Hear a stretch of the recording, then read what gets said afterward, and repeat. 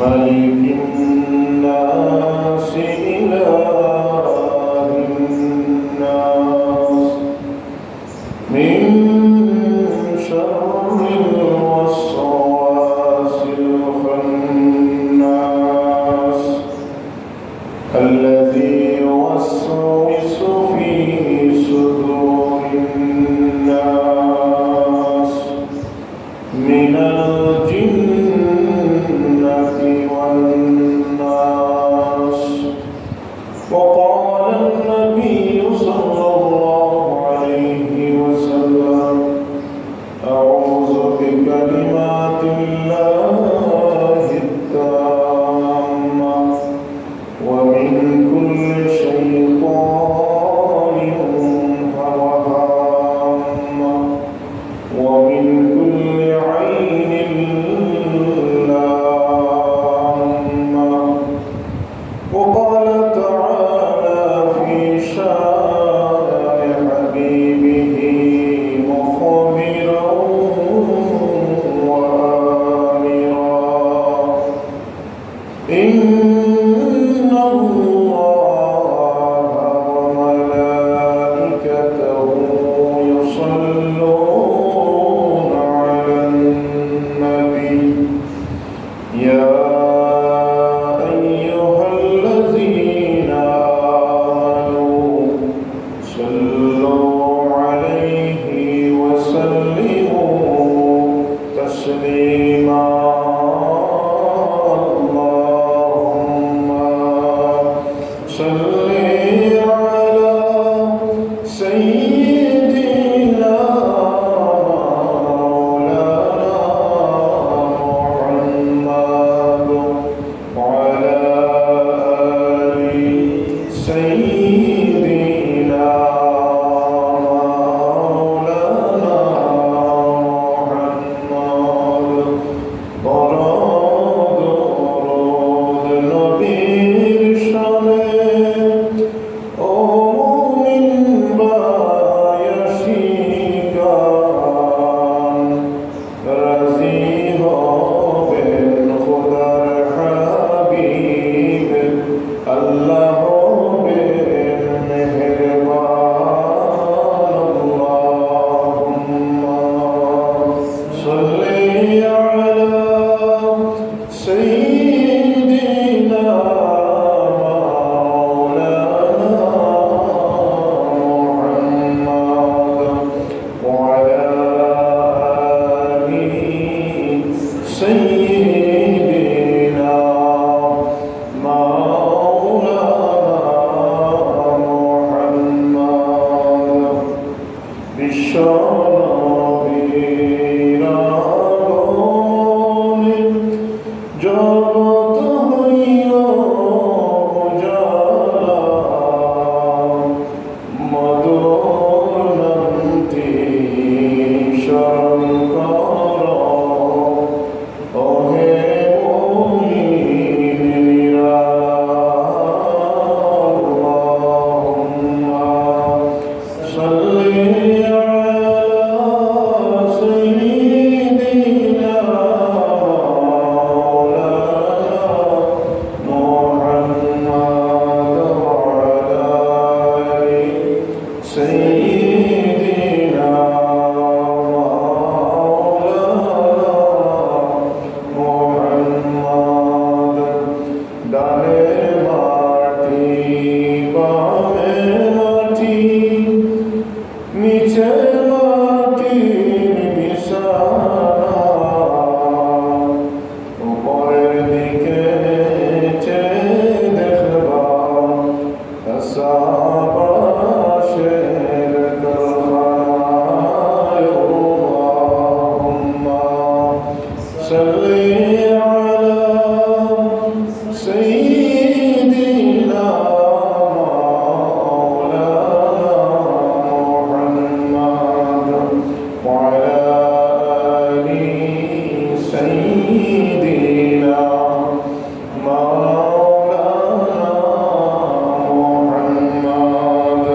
লা ইলাহা ইল্লাল্লাহ লা ইলাহা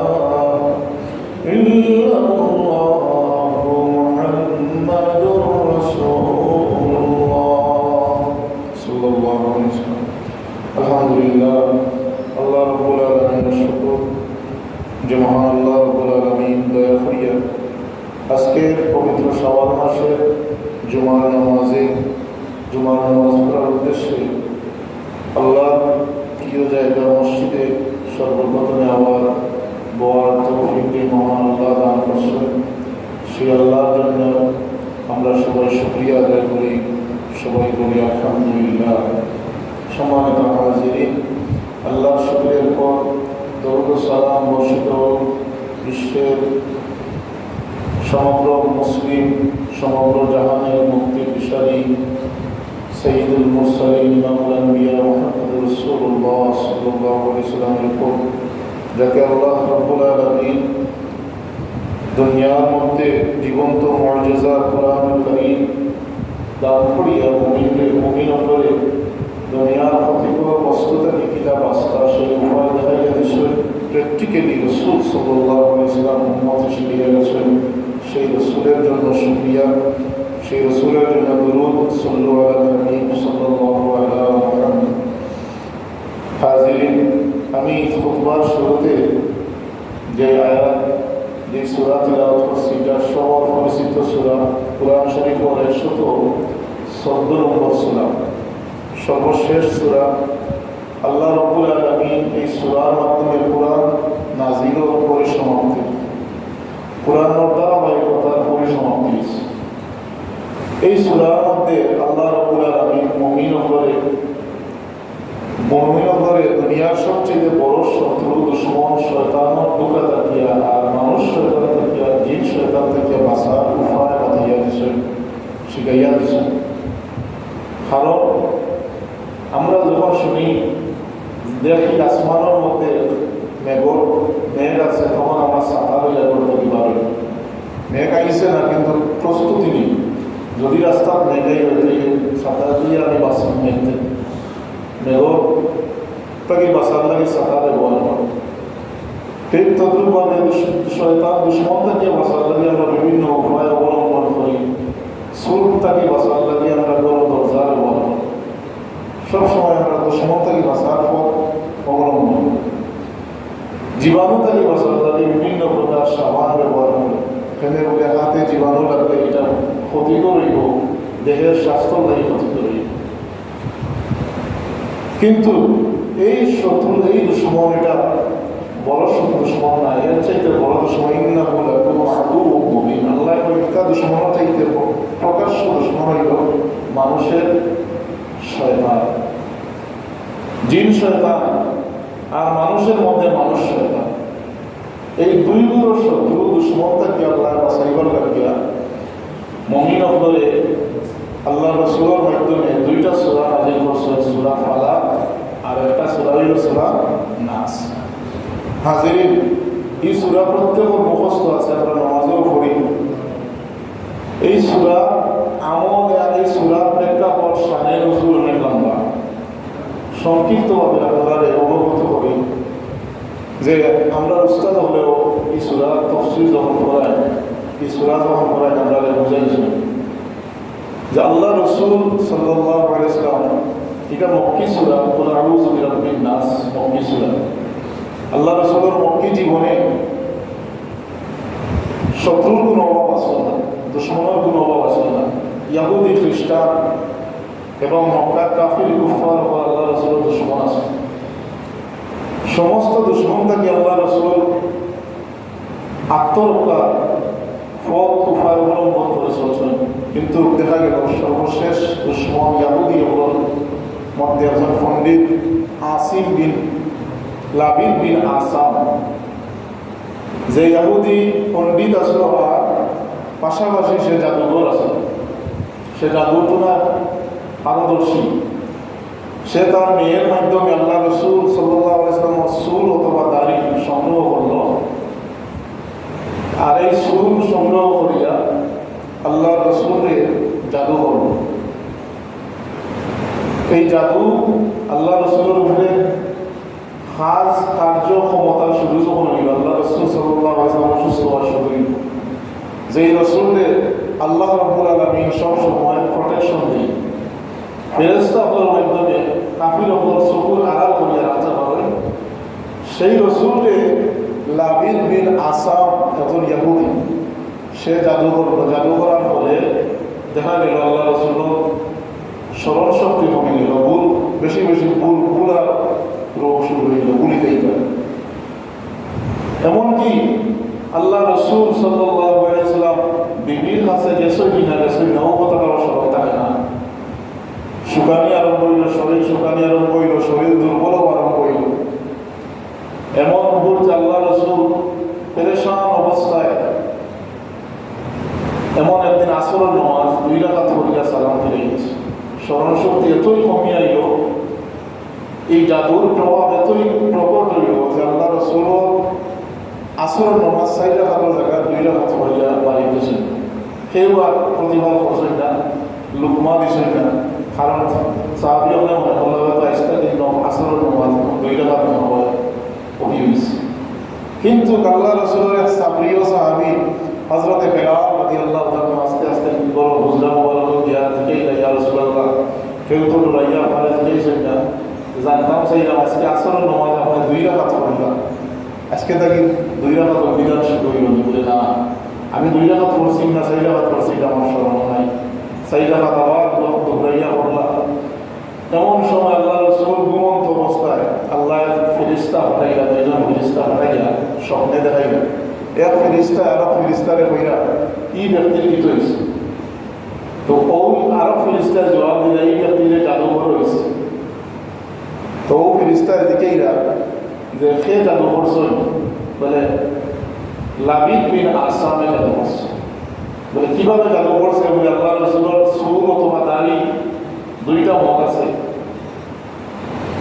এই দাড়িরে গিট্ট দিছে দিয়া কুয়ার মধ্যে পাথর চাপ দিয়া রাখি দিছে জাদু।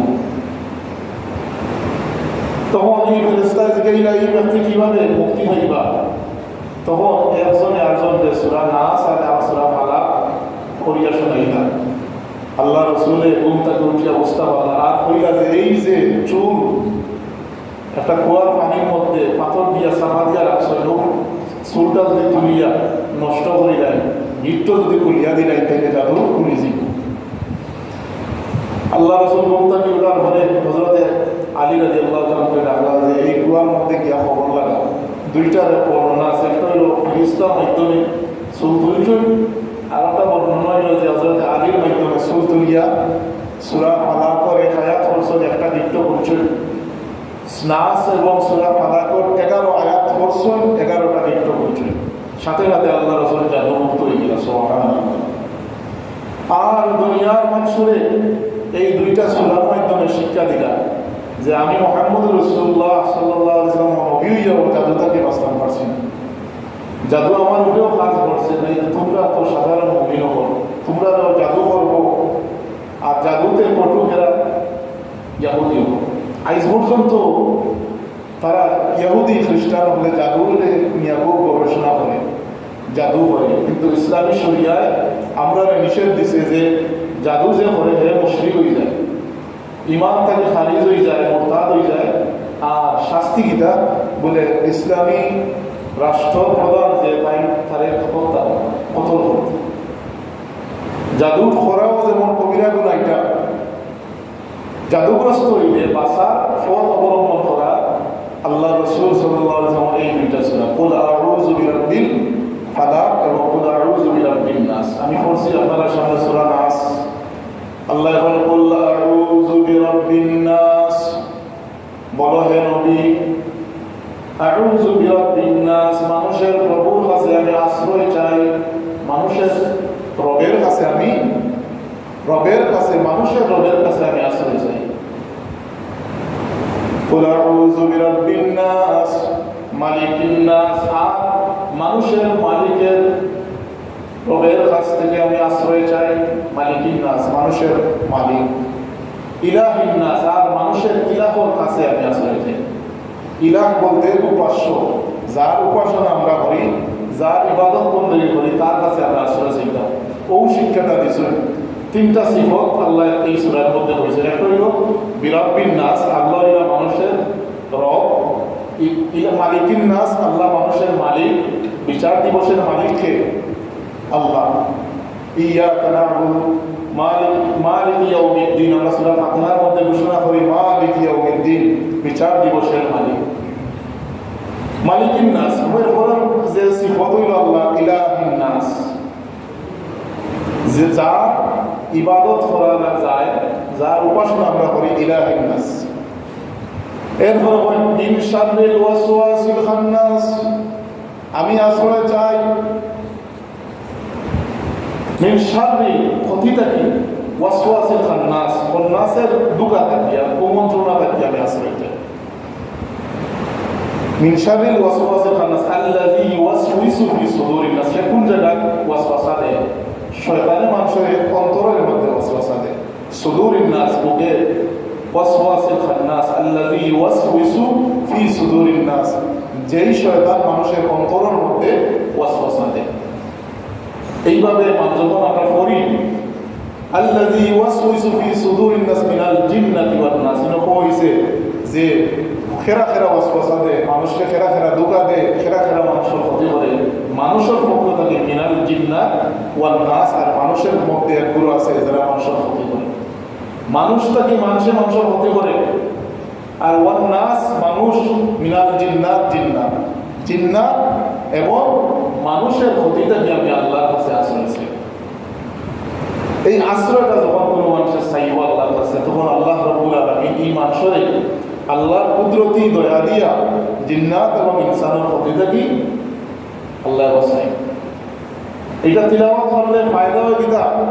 আল্লাহ রসুল উলামায়ে কেরাম যখন যদি কোনো মানুষের সূরা নাস এবং ফালাক তিনবার পড়িয়া, রাত এবং দিনও যদি পড়িয়া, হাতের মধ্যে ভুদিয়া হাত দিয়া সারা শরীর মুছি নেয়, তাইলে এই দিন এবং রাত যদি কেউ পড়িয়া শরীর মুছই, তার শরীর বন্ধ করেন, এই দিন এবং এই রাত কুচক্র মানুষের ক্ষতি থাকিয়া, কুচক্র জিন্নাতের ক্ষতি থেকে আল্লাহ এই মানুষের হেফাজত করে।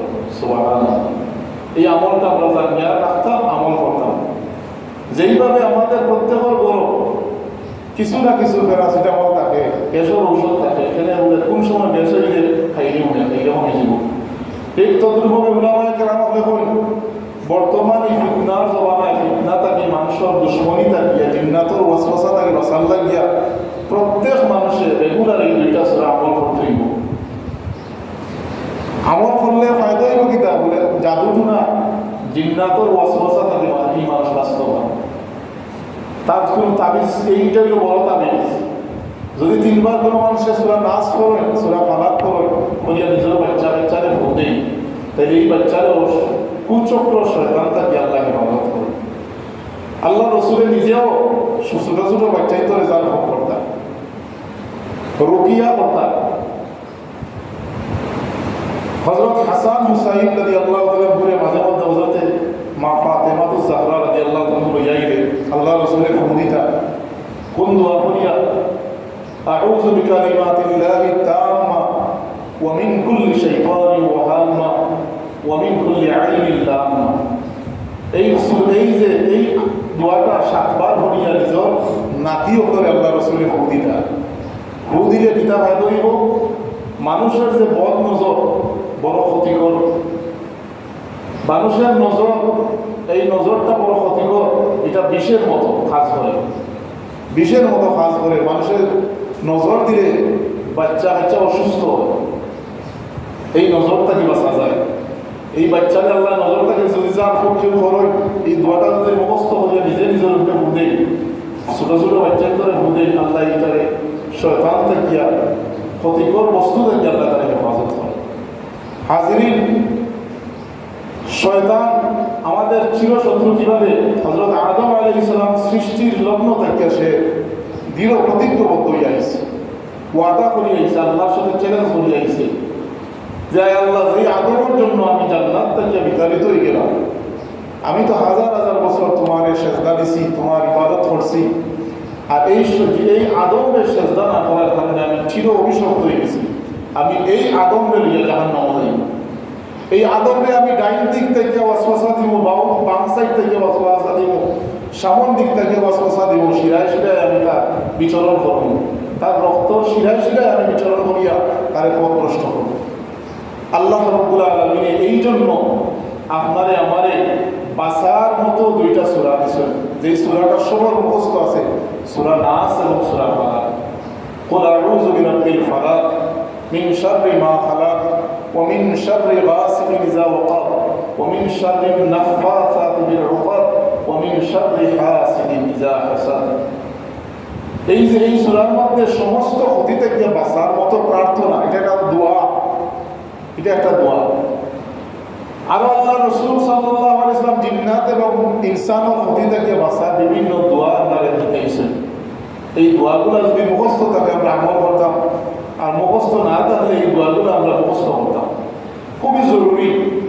যেমন আল্লাহ রাসূল সকাল যখন হইতো তখন পড়তা বিসমিল্লাহিল্লাযী লা ইয়াদুররু মা'a ইসমিহি শাইউন ফিল আরদি ওয়ালা ফিস সামাই ওয়া হুয়াস সামিউল আলিম, তিনবার পড়তা। এই দোয়া যদি তিনবার পড়েন, এই দিন আল্লাহ রাব্বুল আলামিন তার জিম্মাদার হয়ে যাবে।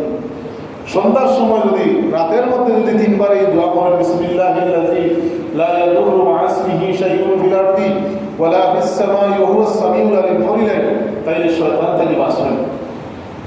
আল্লাহ রাসূল বলেন প্রত্যেক আদম সন্তানের লগে একটা কারীম জিন আল্লাহ নিযুক্ত করিয়া রাখেন। প্রত্যেক মানুষের লগে একটা জিন আছে, প্রত্যেক মানুষের লগে। হাদিস বুখারী হাদিস।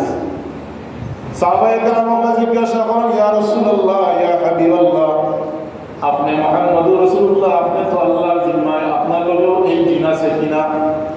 আল্লাহ রাসূল কইলেন যে আমার লগেও একটা জিন আল্লাহ নিযুক্ত করছেন, কারীম জিন। তবে এই জিনে আমার কুপরামর্শ দিতে পারে না, এটা আমি মুসলমান বানাই গেছি, সুবহানাল্লাহ। কিন্তু আমি তো এই জিনকে বুঝাইয়া মুসলমান বানাইতে পারতাম না। এই শয়তানে, এই জিন্নাতে বিভিন্ন তরিকায় আমাদের ধোঁকা দেয়, ক্ষতির মধ্যে ফেলায়। আর একটা শয়তান হইল আমাদের নফস।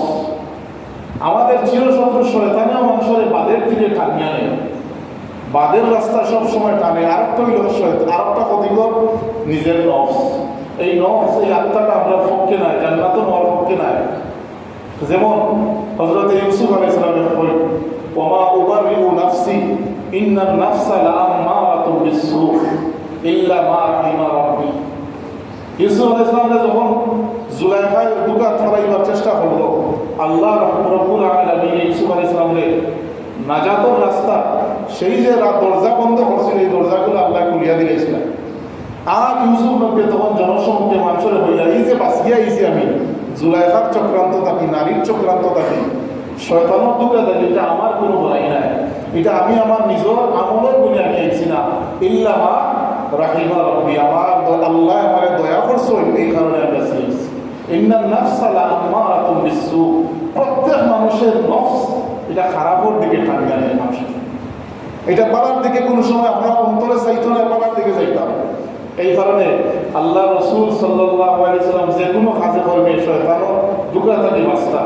আমরা সহজভাবে শিখাইছেন শয়তান থেকে বাঁচার একটা বইল, আউযু বিল্লাহি মিনাশ শাইতানির রাজিম। হাজিরিন, এই আউযু বিল্লাহি মিনাশ শাইতানির রাজিম এটা কেন করি আমরা?